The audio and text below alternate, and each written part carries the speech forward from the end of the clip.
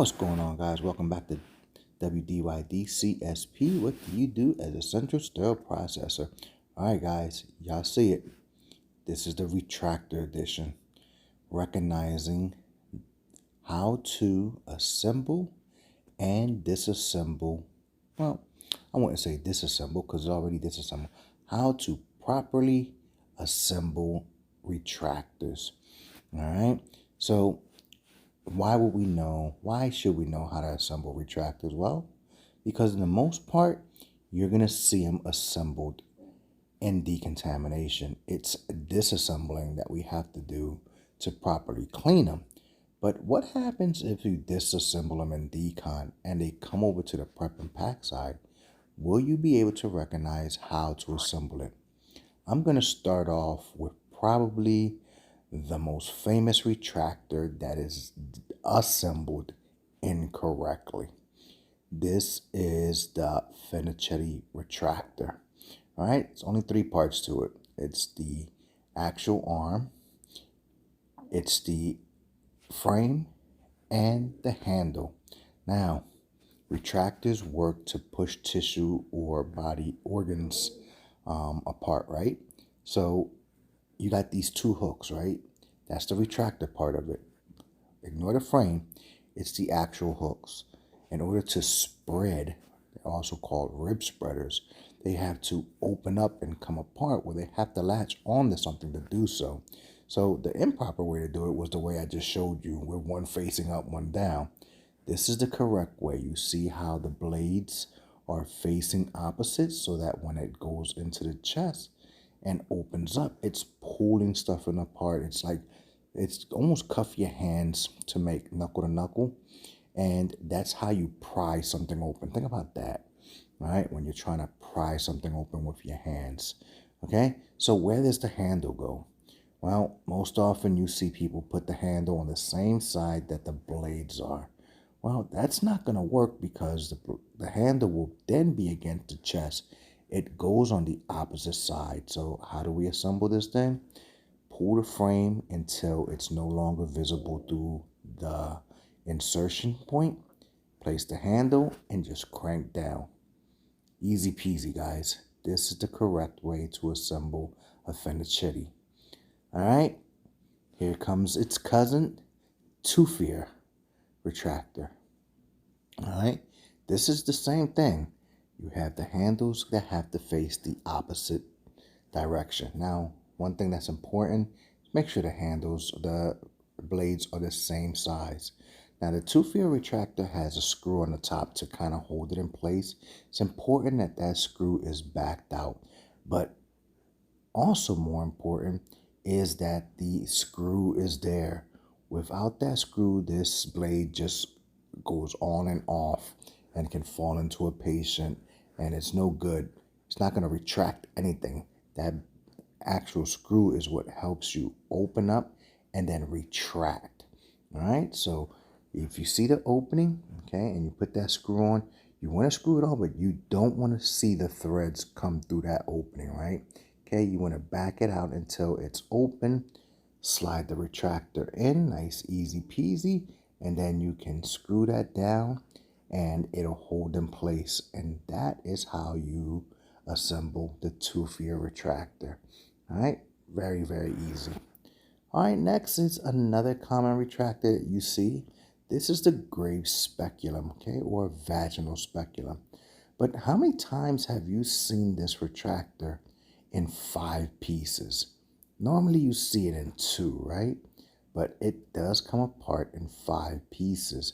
Now this is what it's supposed to look like assembled. Like, you got the handle and then you got the 2 blades. But what people don't understand is that there's 2 grooves on the bottom handle there that goes into the groove of this wishbone assembly, right? There's a slot where the screw goes into so that it allows the blade to slide up and down across that track, right? So let me show you how to assemble it.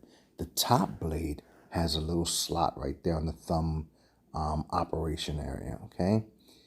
You slide that in, and then on the actual wishbone track, okay, there is a little, I guess, a projection, all right? And then also on the wishbone assembly, there's these two little nodules that actually fit into the holes on the side of the retractor blade. Now, it's not easy to do. It takes a little force to slide it in, but this is what you want to see, okay? So it can pivot back and forth. Remember, the screw goes on the thumb side assembly and not the other way, all right?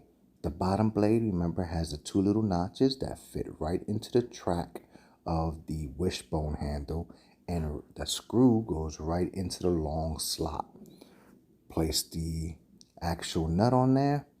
You can open and close your retractor now. Okay, you can tighten your screws to open it up in the open position, and then tighten the handle screw so that it stays in place. There's your gray speculum. Last but not least is the Balfour retractor.